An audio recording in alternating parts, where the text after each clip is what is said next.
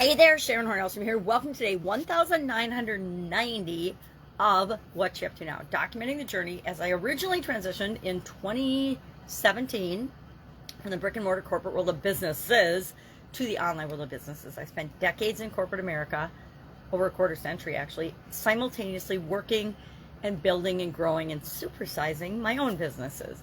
And then following my divorce, it's like, okay, what am I going to do now? Because I was old enough to kind of retire, but I didn't really want to just throw in the towel and not do anything anymore. And I love learning, so I thought, okay, I've been curious about the internet since its inception, about 1990, 1991, when my son was born. And I thought, okay, why not hop online and figure out what I can learn and what I can do and how it is similar and how it's different from the offline world and offline businesses. And I was always curious about and believed that as the internet grew up, each business offline should have some kind of a presence. And then social media exploded, and so now a lot of people have a social media presence, although they don't have an online presence. After 2020 and the pandemic, I am curious as to why every business isn't online and doing creative things to make sure that they survive and have the ability to pivot and change quickly, because it proved to us that you never know what's going to happen. You never really know what the future holds, and so you want to be prepared as much as possible. And I was not prepared for a pandemic.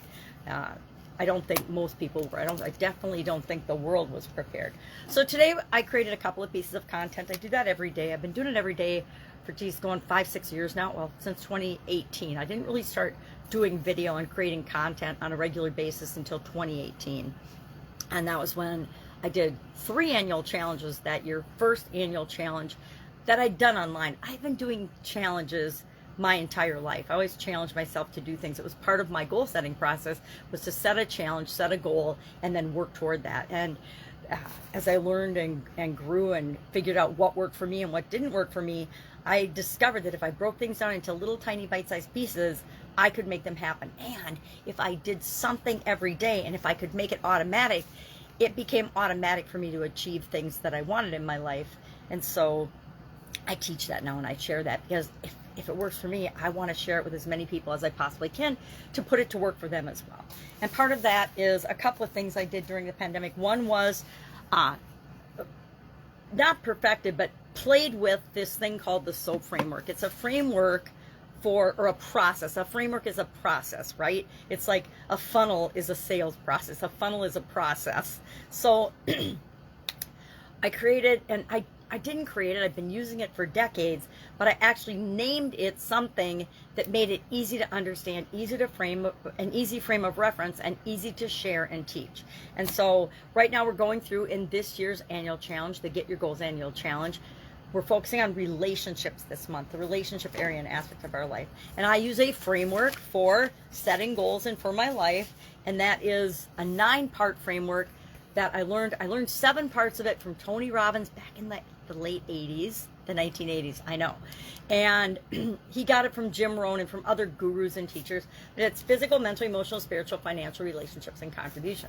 And then thank you, pandemic, for helping me to go out and seek out more coaching and more training and more education in the area of confidence and communication. And so I added those 2 areas to my life framework, and I set goals every year and long-term legacy goals based on those 9 things. But this month we're focusing on relationships, and we're doing the O of the SOAP framework today, which is options. So we figure out what is our current story about a goal that we've set for ourselves. And I took the goal of my relationship with myself. So we want a relationship goal, something that we want to improve or change.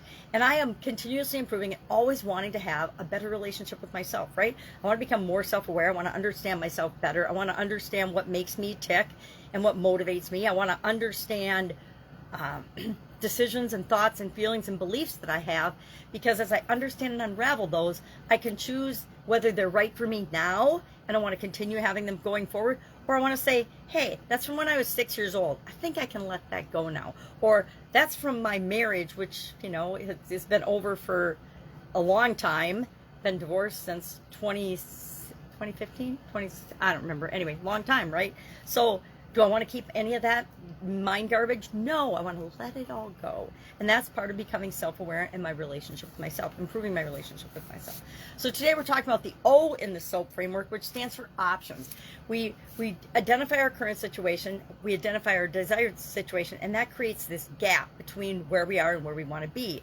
And the rest of the framework, the O, the A, and the P, are about filling in that and going from where we are to where we want to be. It helps us to map out a trail and a plan to get there.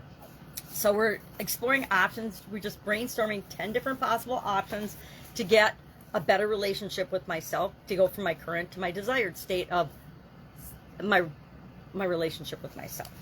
That's my goal, is to improve that. And we'll talk about other aspects of that with the A and the P, of course. But today we're just brainstorming, what could I possibly do to improve my relationship with myself? I have not done that yet. I have not started. I'm going to do at least 15. I put the form in my handy dandy notebook or journal that I always keep when I do an annual challenge. Why? Because if our life is worth living, it's worth recording and writing down and taking note of, and being able to go back and say, oh my God, I've been working on this silly belief for 20 years. Maybe it's time to just forget about it and let it go and move on and replace it with a different belief. Our idiom for today coincides with this, and it is to put yourself first. And this idiom always reminds me of, you have to love yourself before you can love anyone else. And so I shared the origin of that, which actually comes from the Bible. It's in the Bible, Matthew 22:34-40. And 5 reasons to put yourself first, which also includes, why do you put your business first? Why do you make that a priority? Why do you make yourself a priority?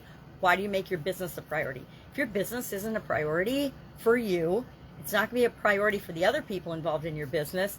And it's almost impossible to supersize something that's not a priority, right? So, talked about that. That's it. If I can help you anyway, ask me. Summer, great. My favorite season, right? Summer is my favorite season. And so lots of activity, lots of things going on here. If I can help you, hit me up. Remember, you can always box for me at pajamagrandma@gmail.com, or you can search me out and send me a message, and I will answer a question. If you've got it, if it's longer than I could answer it in Voxer, which I can usually talk 5 minutes on Voxer, no problem. And I can share a lot of information in 5 minutes. But if it's longer than that, we can always set up a time to chat, right? All right, have a great day. I'll, of course, be with you tomorrow.